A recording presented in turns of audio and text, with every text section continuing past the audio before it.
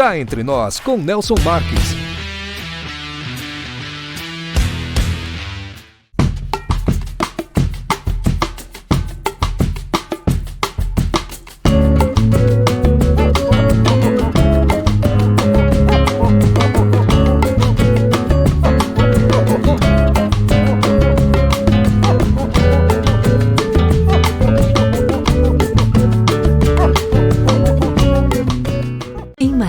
Hospede-se no Estoril Hotel, no centro de tudo, com o conforto que você merece. Ótimas opções de apartamentos, para você desfrutar de dias tranquilos, seja para lazer ou para fazer negócios. A maior estrutura de eventos corporativos da região, academia, pet friendly, estacionamento privativo e coberto e um delicioso café da manhã. Em Marília, reserve o melhor para você. Estoril Hotel.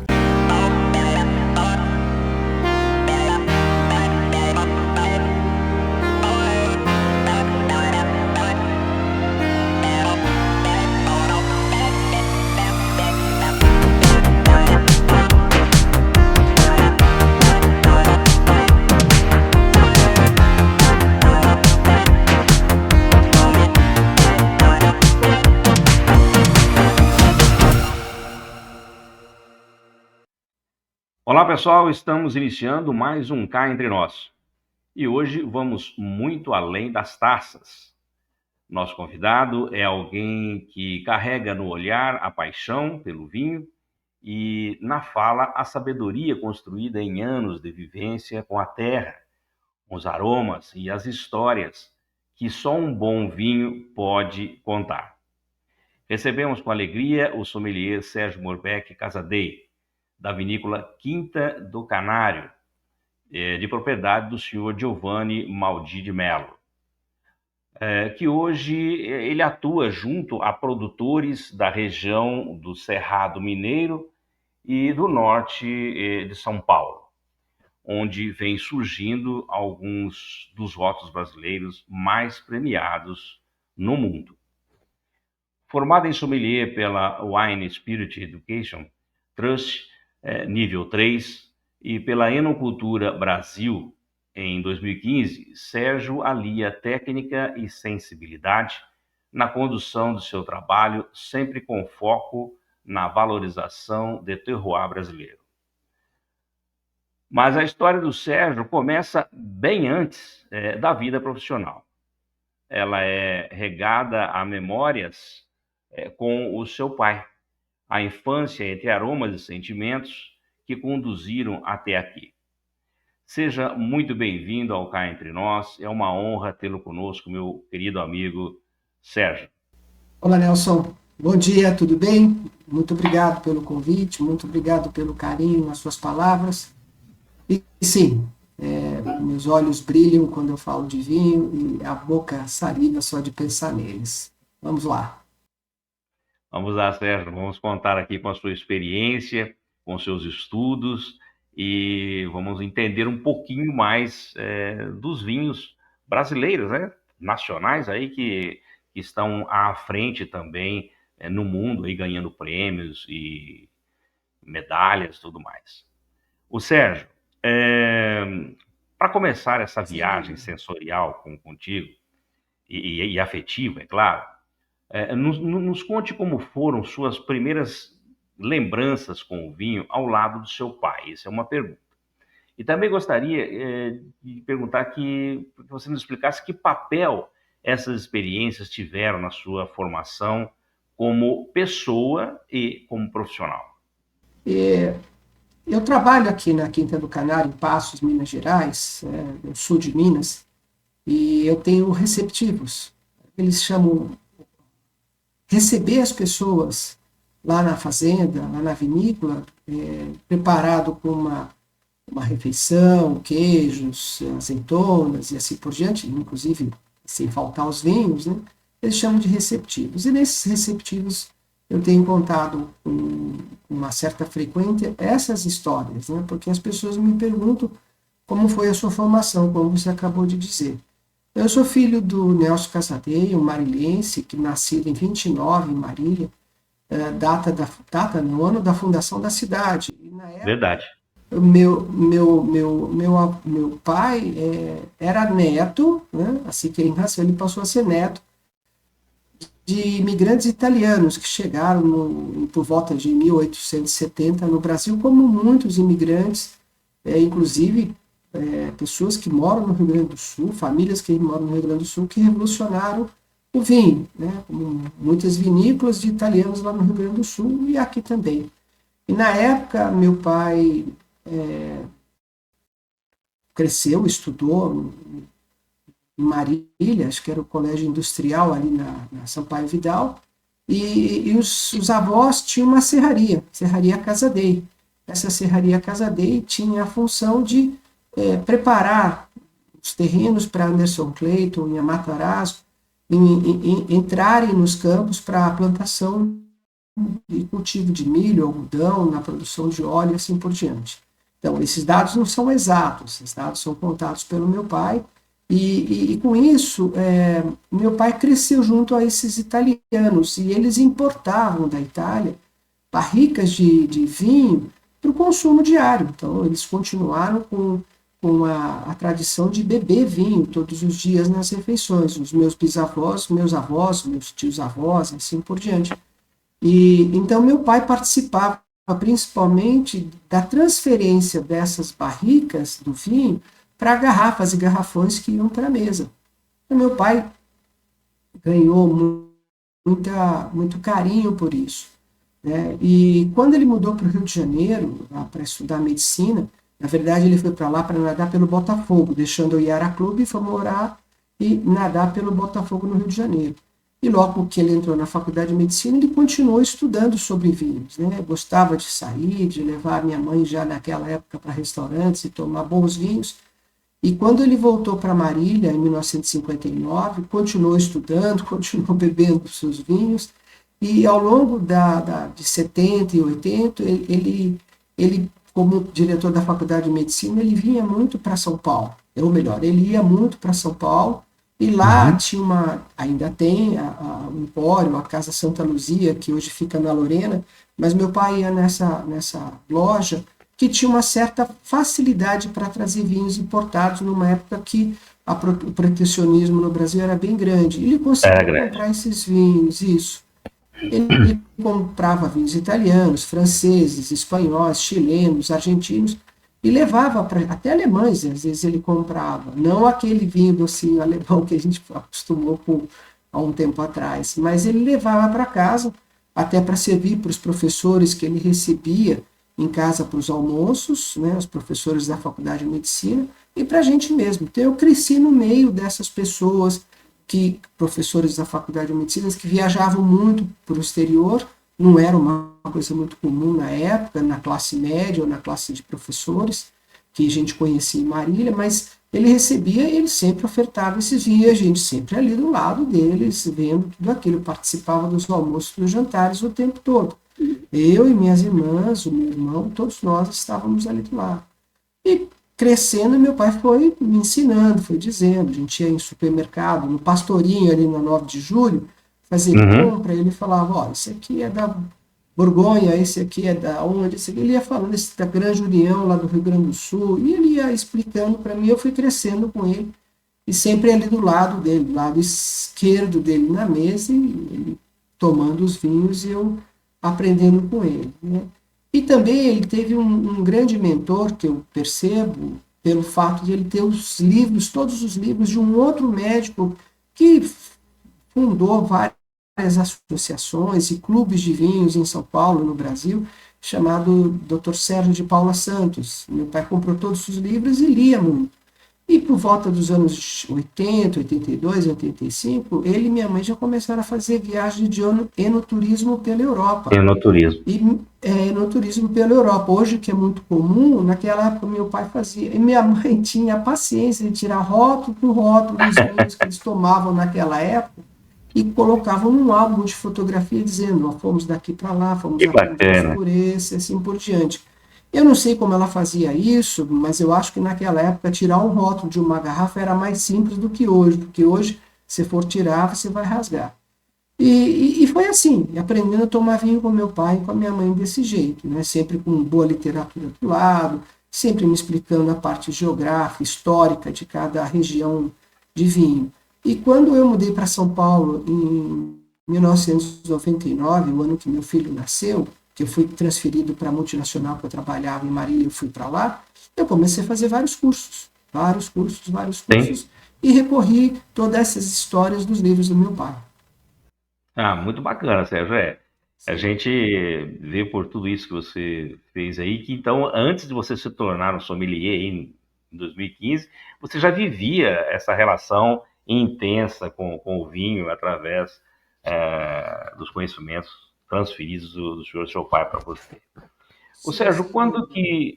é, quando que foi que você percebeu que essa paixão poderia se transformar também em profissão?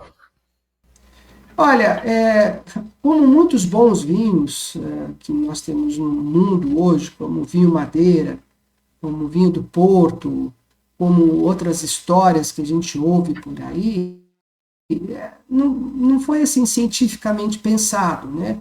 As coisas foram acontecendo meio ao acaso, foram evoluindo, as coisas foram tomando uma direção diferente. Então hoje você tem um vinho do Porto maravilhoso, muito diferente do que há 300, 400 anos atrás, né? Então, para mim, isso foi acontecendo de uma maneira casual. Eu entrava num supermercado com a minha mulher, ela ia fazer a compra, eu ia para a adega, ficava vendo os vinhos lá, preço da região, lendo os rótulos, conversando com o sommelier. Entrava num shopping, descobri que tinha uma loja de vinho, ia na loja de vinho para ficar olhando, e aí comprava um livro, e estudava, e lia. E em São Paulo foi fácil, porque fácil, que eu quero dizer assim, tinha disponibilidade, né? Comecei a fazer cursos, né? Em 99 ou 2000 eu já fiz um curso pela Expand, hoje ela não existe mais, lá no shopping, perto do Shopping Morumbi, ali, acho que o Marketplace, isso, né? Tinha uma Expand lá que dava cursos e eu fiz o curso por lá. E fui conversando com amigos dentro da empresa que eu trabalhava, que era uma multinacional do ramo farmacêutico. As pessoas vinham até mim, queria tomar um vinho, queria comprar um vinho. E aí eu pesquisava, olha, não tem a resposta para você agora, e ia nos livros do meu pai, pesquisava um pouquinho na internet, não era tão fácil quanto hoje, e trazia de volta sempre um bom rótulo, alguma coisa desse tipo. Sempre participei disso. E num determinado dia, acho que foi em 2006, 2007, um amigo falou: Sérgio, acabei de receber, isso dentro do escritório onde eu trabalhava, recebi aqui que o Senac vai promover um curso de pós-graduação de vinhos, chamava Estudo de Bebidas com ênfase em vinho, né? Uma pós-graduação no Senac. Pô, ficava perto de casa, eu morava em Santo Amaro, trabalhava na Ponte do Socorro, e o Senac ficava ali também em Santo Amaro. E eu me inscrevi e fiz uma pós-graduação, né, serviço de bebidas com ênfase em vinhos durante um ano.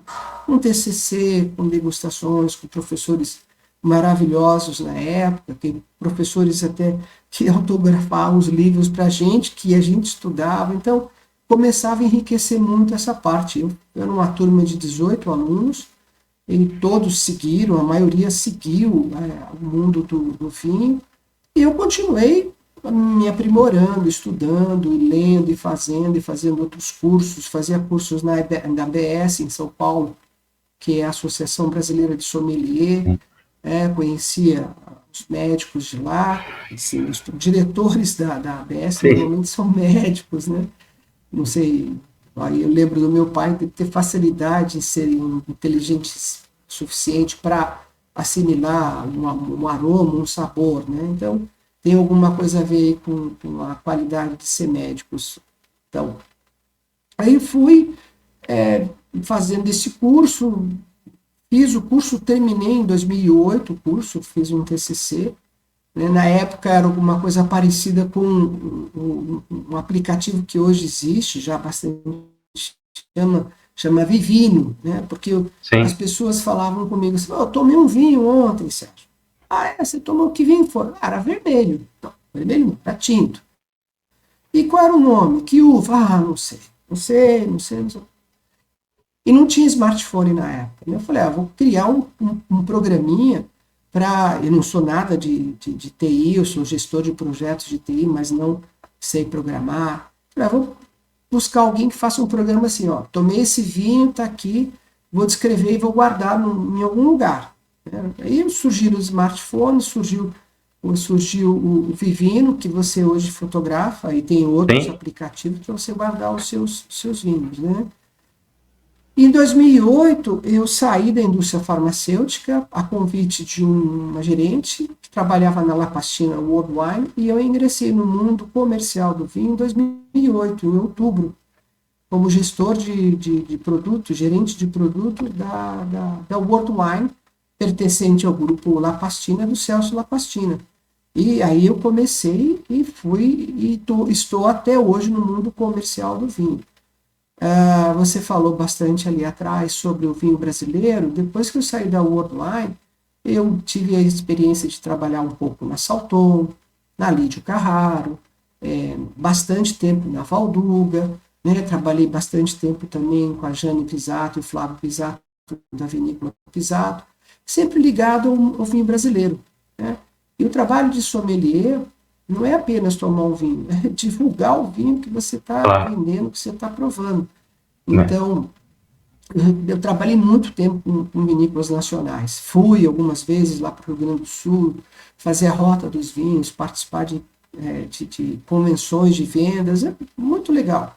Então, eu entrei no mercado de vinho de uma maneira comercial mesmo em 2008. E para finalizar, em 2014, eu comprei o material do Wine Spirits Education Trust pela Enoturismo, depois eu vou lembrar o nome da Enocultura, perdão. Eu comprei o material do Thiago Mendes na época, Enocultura. Comprei dele e era assim, livros e apostilas, tinha que estudar por conta própria, por um intervalo de tempo, há 6 meses. Então, nessa época, eu tirava o meu sábado e domingo, me isolava e ficava estudando. Via todos os livros de vinho que eu tenho e assim por diante.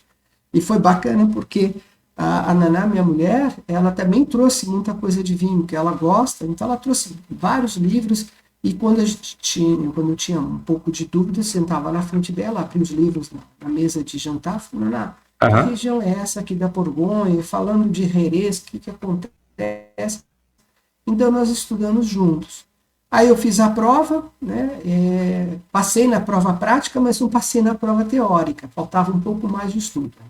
Mais 3, 4 meses de estudo, estudei e passei com mérito na prova teórica, que foi super bacana. Isso foi em 2015 e me deu essa base. Mas de lá para cá, eu cada vez estudo mais e mais. Achei cada dia, né, Sérgio? Cada dia. Com a inteligência artificial, a gente pergunta de uma maneira adequada e você tem sempre uma boa resposta em relação ao mundo do vinho. Então, e hoje eu trabalho nessa vinícola, onde eu sou sommelier, e posso dizer com bastante propriedade que eu conheço um bom bocado a respeito de vinhos, viu? Que bacana, mas não é à toa que nós estamos trazendo você aqui para dar essa aula para a gente, é uma verdadeira aula aí, não só de experiência, como de conhecimentos, como eu já disse atrás. Ô Sérgio, você atua muito próximo a vinícolas do Cerrado Mineiro e do Norte Paulista. O que torna essas regiões tão promissoras para a produção de vinhos de alta qualidade? Olha, o principal fator de termos vinhos de alta qualidade nessa região, que nós estamos bem no finalzinho do Cerrado Mineiro, né, já que numa transição, o Cerrado Mineiro eu fui pesquisar, e ele fica um pouquinho mais para cima, onde há vinícolas também, mas a parte do sul de Minas, o sul de Belo Horizonte, o norte de São Paulo, Espírito Santo, Rio de Janeiro, e além disso, Mato Grosso, Goiás, Distrito Federal, Mato Grosso do Sul, tem vinícolas produzindo vinhos de ótima qualidade. Em Uberaba, Uberlândia também tem.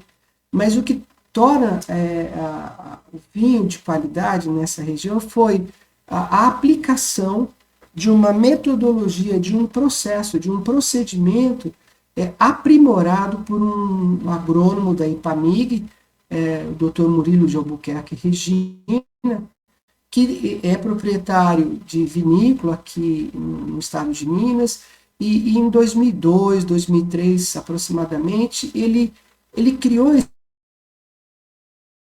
restaurante que já existe há tempo, 40, 50, 100 anos, chamado dupla poda, colheita de inverno.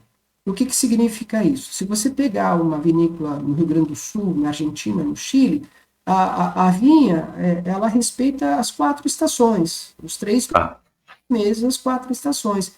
E há uma poda só da vinha. Há uma poda que se faz na videira, que é a poda que se faz logo depois da colheita, deixando um tempo de hibernação e assim por diante durante o inverno.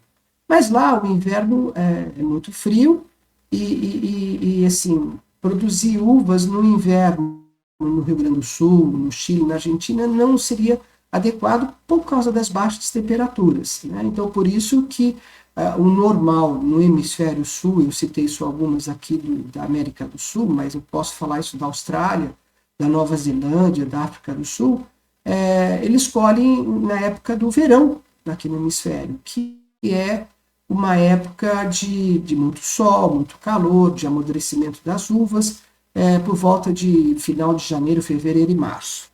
E se você avaliar esse período aqui, principalmente onde nós estamos, que é o norte de São Paulo, sul de Minas, o verão é caracterizado por chuvas abundantes. Então você tem chuva desde final de outubro, novembro, dezembro, janeiro, fevereiro e março começa a parar um pouco. São chuvas assim, torrenciais e com muita frequência, né? O que causa isso? Causaria se a gente fosse colher as uvas como no hemisfério sul, como no Rio Grande do Sul.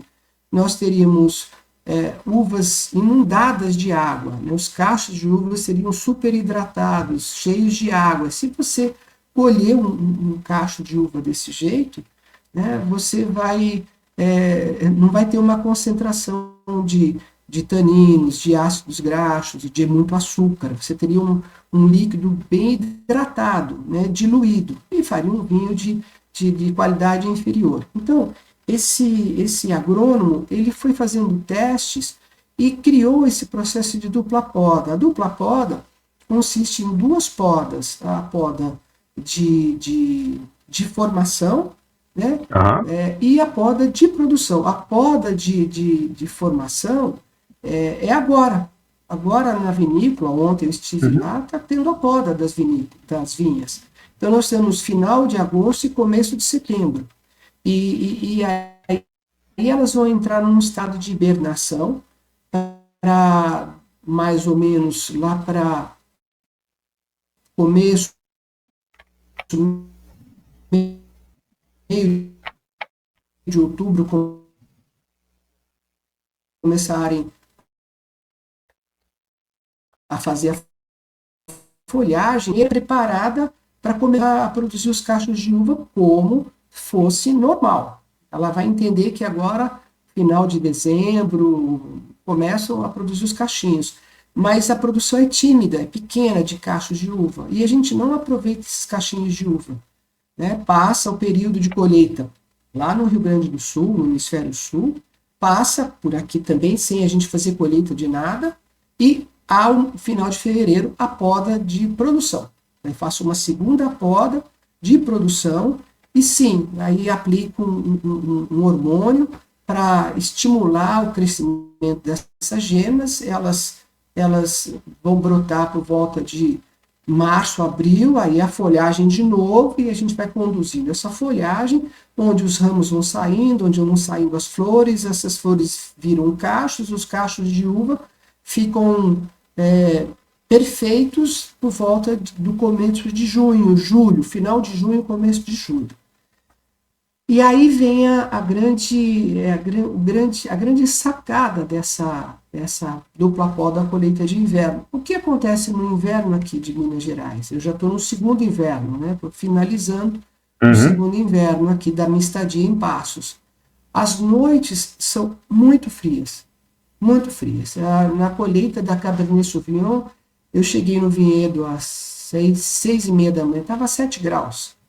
E logo sobe a temperatura para 24, 22, 23 graus. Então, nós temos um período muito rico em luminosidade, em sol, em céu azul, pouquíssima chuva, todo esse processo, todas as vinhas, todas as videiras que utilizam esse processo de dupla poda, colheita de inverno, tem obrigatoriamente de ter irrigação artificial. Irrigação é mandatório para isso, porque eu vou fazer o controle de umidade e de estresse hídrico ou de muita água para as uvas através da irrigação.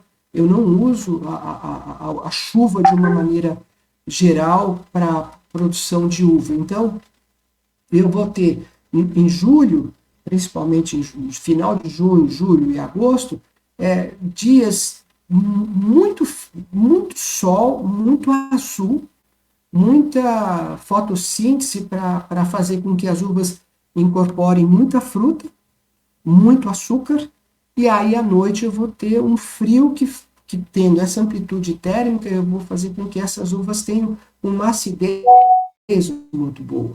Então você, ao fazer o vinho com essas uvas, que é essa metodologia do Dr. Murilo, utilizada por 99% das vinícolas que ficam nessa região que eu falei para você, eu vou ter vinhos com bons taninos, com bom grau alcoólico, com um açúcar ideal, né? São vinhos secos, mas o açúcar é ideal. Aí, durante a noite, eu vou ter os ácidos, então eu vou ter vinhos com uma acidez abundante, que um vinho sem uma acidez rica, uma acidez equilibrada, se torna um vinho enjoativo.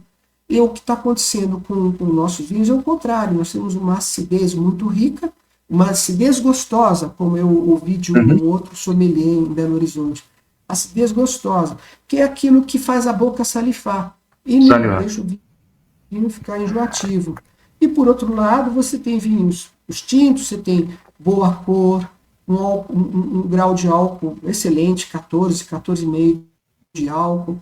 Você tem bons taninos, você tem boas frutas equilibradas. Por isso que esses vinhos estão alcançando pontuações do nível que você falou, principalmente na Decanter, onde todos nós mandamos esses vinhos para pontuação, para saber se a gente está no caminho certo. Sim. Então, respondendo à tua pergunta, é uma soma de fatores, mas o principal é a metodologia da dupla poda e colher no inverno. Se eu pudesse te mostrar o céu que está aqui, é um azul maravilhoso, que é o azul que está lá na fazenda também. Então, essas são as condições ideais para você produzir os vinhos de colheita de inverno nessa região. São diferentes dos vinhos do Rio Grande do Sul, que são maravilhosos também, mas são diferentes.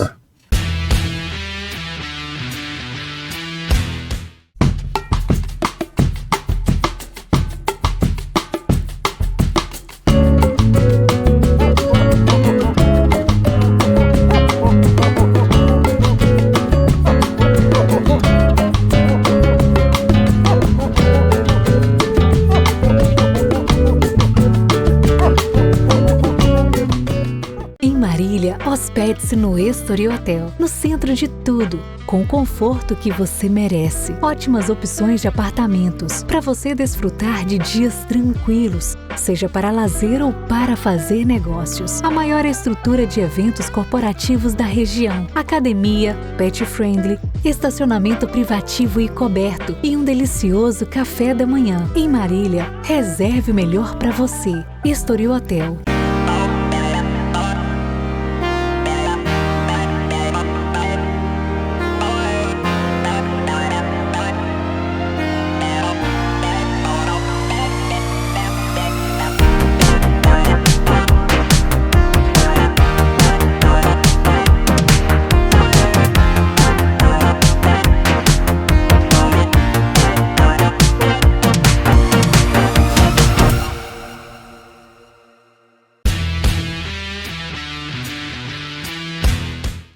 Ô Sérgio, você diz aí de algumas características, as condições apropriadas para se ter um bom vinho.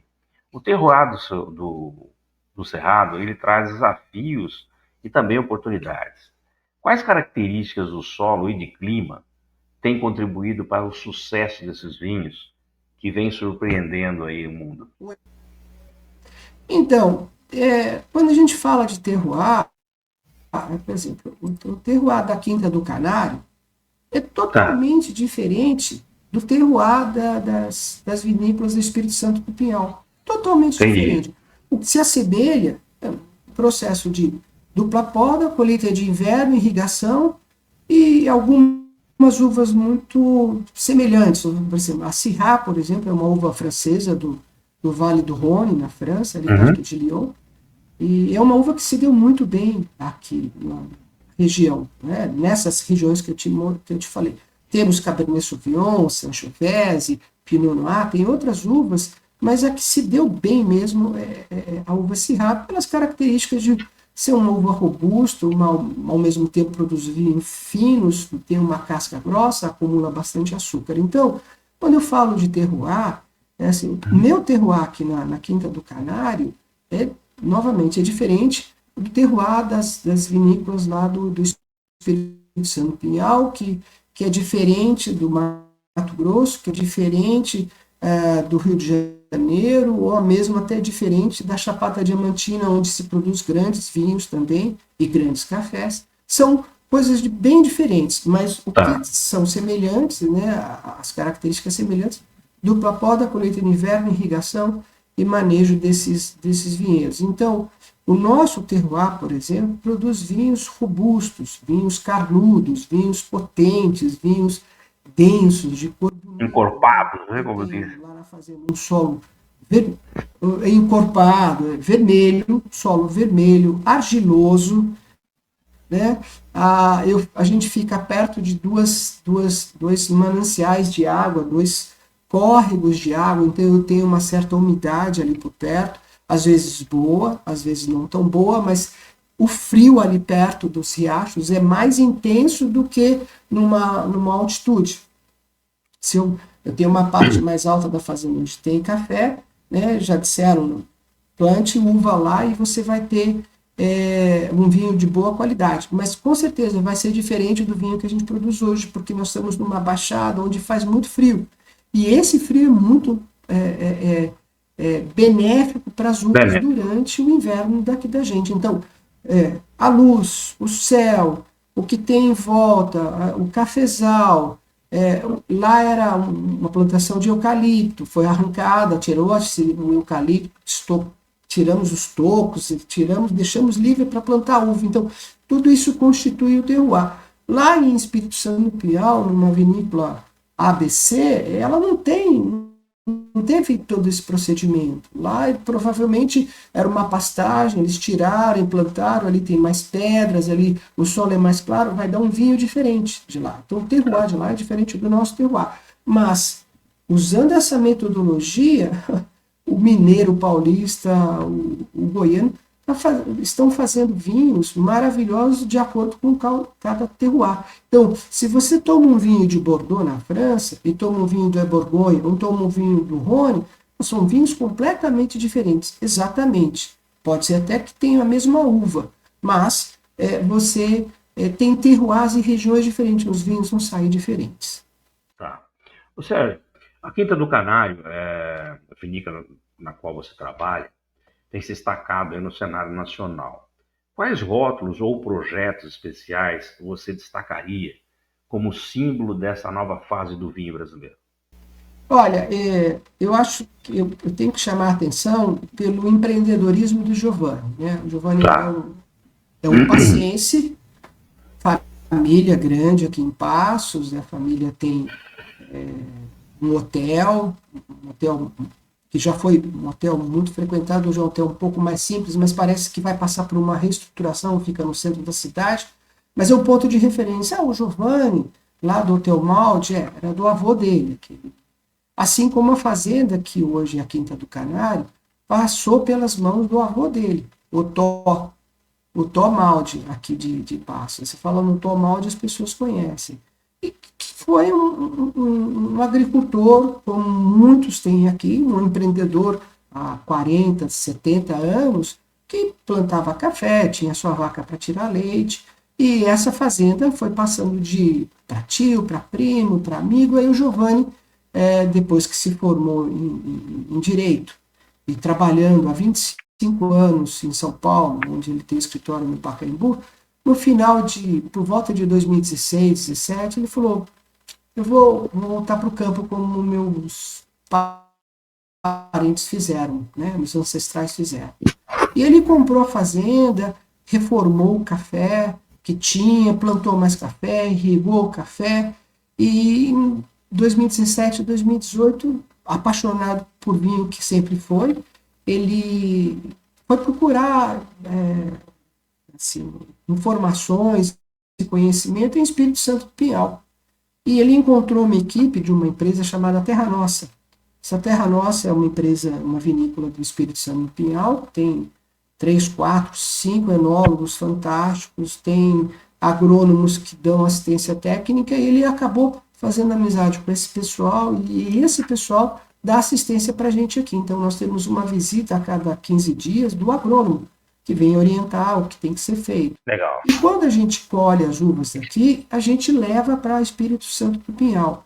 Então, são vários fatores que fazem com que a vinícola da Quinta do Canário tenha esse destaque, né? O projeto não tem um projeto, não é um projeto de um vinho, é projetos de vários vinhos. Então, ele plantou as uvas no local onde eram os eucaliptos, ele plantou, hoje somam-se mais ou menos em torno de 15 mil pés de uvas, de uvas diferentes, são 6 uvas diferentes, então nós fazemos vinhos diferentes. O que predomina é a Syrah, a maior quantidade de videiras são as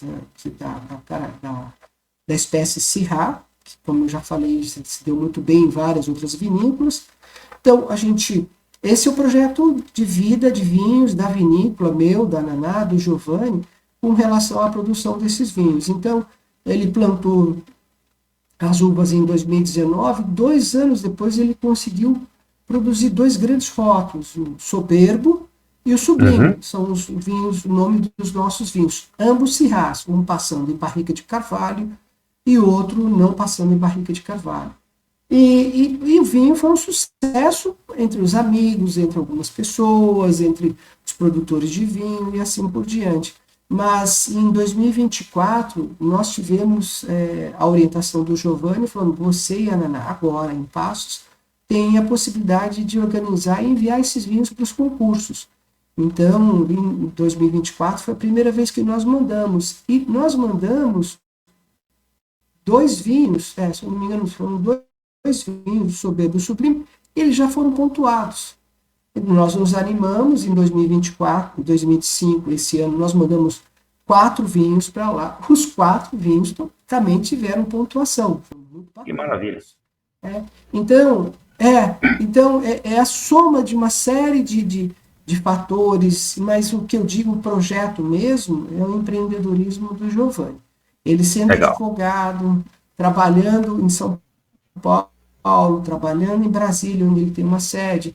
Ele também tem outra propriedade no Tocantins, com um sócio lá no Tocantins. Então, ele saiu um pouco do mundo corporativo, que ele foi do Conselho da Teresópolis, Itaipava. Ele saiu continuou prestando trabalho e serviço para muitas empresas, mas ele falou: vou voltar para o campo. Então, hoje a gente tem aí uma produção muito boa de grandes vinhos. Que bom, sorte nossa. Que temos empreendedores com visão sem dúvida. E que agregam bons profissionais ao lado dele, como você, para poder divulgar esses vinhos maravilhosos. Ô Sérgio, cá entre nós, depois de tantas experiências, prêmios, encontros e descobertas, o que ainda te emociona ou surpreende quando você abre uma garrafa de vinho?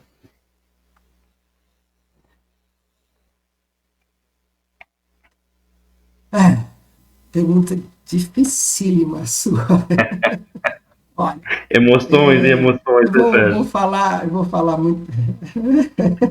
Não, assim, quando eu abro uma garrafa de vinho, então eu vou entregar aqui, né, a minha característica. Eu abro uma garrafa de vinho por dia. Lógico, Beleza. são vinhos da Quinta do Canário, né? Os vinhos da Quinta do Canário são vinhos prêmios, né, para ocasiões especiais. Para o meu dia a Claro. dia, e a principal refeição, meu principal momento de lazer, de curtir um vinho, é o jantar. Daqui a pouco, terminando isso aqui, eu vou fazer algumas compras e vou lá para a fazenda. Estou cuidando da irrigação dos jardins, porque a semana que vem eu tenho um receptivo de 20 pessoas, um grupo que virá de Franca para conhecer nossos vinhos. Então, no final do dia eu chego em casa, tomo meu banho, e eu e a Naná fazemos nosso jantar e a gente abre uma garrafa de vinho. Então, eu estou dentro das recomendações da Organização Mundial de Saúde, porque eu tomo Que 2 legal. taças, a Naná toma 2 taças. Então, nós não ficamos bêbados. Rigorosamente. Rigorosamente, rigorosamente. Então, esse é um momento muito gostoso. Abrir um Cabernet Sauvignon, abrir um Merlot, um Pinot Noir, que a Naná adora essa uva, a gente começa a tomar esse vinho durante a refeição, a gente vai soltando, aí o vinho vai soltando também os seus aromas, vai enriquecendo na taça, e eu e a Naná vamos fazendo as degustações, eu e ela do lado, e vamos curtindo, né? Conversando, batendo papo, vai ficando mais tranquilo o final do dia. Então, essa é uma emoção que eu não dispenso, eu realmente carrego esse hábito para onde eu vou. Se eu vou para um evento, o nosso jantar vai ser lá no Airbnb, ou onde eu estiver no hotel, a gente vai fazer esse ritual. Ah, não, eu deixo de fazer? Não. Deixo, lógico, tem hora que não dá para fazer. Mas eu Claro. vejo assim, respondendo a tua pergunta, o que realmente me faz muito feliz é o Giovanni na fazenda, a Naná, a Flávia, a mulher do Giovanni, o Eduardo, que é o administrador da fazenda, o responsável por todo o que é plantado na fazenda, o que é irrigado, o que é adubado, é o Eduardo, que é o braço direito do Giovanni, eu digo que eu posso ser o braço esquerdo dele. Então, o Eduardo coloca o vinho na garrafa e eu tiro o vinho da garrafa, né, como sommelier. Mas É uma equipe, dupla tem dinâmica, muita né? pessoa, a gente senta. Não, tem mais outras pessoas, tem o Daniel, tem o Tadeu, tem o Ronaldo, tem várias pessoas trabalhando lá na fazenda. Então, é uma equipe. Não tem Sim. como o Eduardo fazer uma coisa sozinho, o Sérgio fazer outra coisa sozinho e a gente conseguir sucesso. Não. Tem todo mundo, está todo mundo junto. Mas o gostoso que você me perguntou é a gente abrir um vinho, junto com o Giovanni, junto com o Eduardo, ou abrir um vinho que está guardado já há um tempo na nossa adega, por exemplo, o Sublime 2021, ou o Soberbo 2021, que são vinhos extremamente jovens, mas já são sêniores para a gente aqui, né? Já são senhores dentro da adega. A gente abre e vê, poxa, esse vinho evoluiu, olha que gostoso, olha como está esse. Aí compara e compra um vinho de uma outra região e prova, não, esse aqui não tem. Então, essa é a parte mágica de todo o processo, ver que a gente está no caminho certo. Então, o que a gente faz de uma maneira mais simples e simplificada é fazer o que os juízes lá na Decanter em Londres fazem, abrir o vinho e avaliar com toda atenção, sejam as lágrimas, a cor do vinho, a textura, a densidade, o aroma na boca, os taninos e assim por diante. Então, isso acontece com uma certa frequência, não tanto, né, porque a gente toma vinho, mas da Quinta do Canário, normalmente em companhia do Giovanni. Legal. Ô Sérgio, muito obrigado, viu, por compartilhar aí conosco sua história tão rica, cheia de afeto, descobertas e dedicação, né, o que é mais importante. Agradeço. A sua trajetória é um verdadeiro brinde aí à tradição e à inovação do cenário do vinho brasileiro. A gente fica muito contente de saber Muito disso. obrigado. Muito obrigado. Muito obrigado. Foi um prazer te recebê-lo aqui e nosso programa, e vamos ir aí até a próxima taça, né, Sérgio? Eu vou fazer o seguinte, eu vou colocar aqui. Claro, Sérgio, fica à vontade. Por favor, por favor. Antes de você encerrar, eu agradeço muito essa oportunidade, porque o nosso trabalho, principalmente de sommelier, é divulgar as características dos vinhos, as qualidades, né, e com que harmoniza, mas eu já venho há algum tempo falando disso para os nossos vinhos brasileiros, os nossos vinhos nacionais. E a revolução que o mercado está passando com a chegada dos vinhos de colheita de inverno, dos vinhos mineiros, dos vinhos de São Paulo, dos demais estados que eu citei, assim, riquíssimo para todos nós. Então, assim, eu tenho duas brincadeiras que eu faço. Quando eu recebo uma pessoa de Passos na fazenda, ele fala, mas eu vou para a Argentina beber vinho, eu não sabia que aqui em Passos tinha uma vinícola com vinhos tão maravilhosos quanto esse. E eu falo, olha, a gente está sendo pago para divulgar para vocês passenses que aqui em Passos tem uma vinícola. Então a nossa divulgação é muito importante. Então, eu falo para os espectadores, para os seus clientes, para os seus amigos que nos assistirão, provem vinhos brasileiros, tirem esse karma dizendo que o vinho nacional não é bom. O vinho nacional é maravilhoso e tem diversas regiões do sul, do Vale do São Francisco, aqui do pedacinho do Cerrado, aqui em Minas Gerais, de São Paulo, os vinhos cada vez mais deliciosos. E o que o paulistano, o paulista, o mineiro, do Rio Grande do Sul, o goiano e os demais, é no turismo. Eu falo para que vocês visitem essas vinícolas. Tem pessoas maravilhosas, histórias de gente com 80 anos produzindo vinho na quinta, sexta geração desde que os italianos chegaram aqui. Os vinhos são maravilhosos. Então, visitem.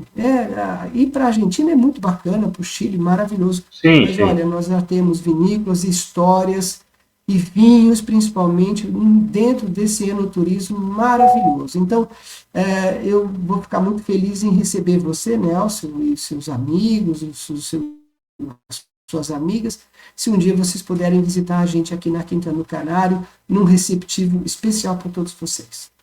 Muito obrigado. Não nos faltará a oportunidade, iremos com toda certeza. Vamos marcar, sim, Sérgio. Muito obrigado pelo convite, viu? Bom, pessoal, enquanto o Sérgio deixava o seu recado aí, que fantástico, nós colocamos aqui no rodapé da nosso canal os contatos para quem quiser falar diretamente com o Sérgio, trocar uma ideia diretamente com ele, os contatos estão aqui no nosso rodapé. Bom, acabamos aqui de viver uma verdadeira viagem pelo mundo do vinho, na companhia do meu amigo, posso dizer isso com muita satisfação, sommelier Sérgio, que é muito carinhoso. Na próxima semana, nós estaremos de volta com mais uma entrevista especial e é claro, sempre contando com vocês aí que nos seguem nas redes sociais e que também sempre estão nos enviando os seus e-mails sugerindo as pautas a serem tratadas aqui no nosso programa, não é?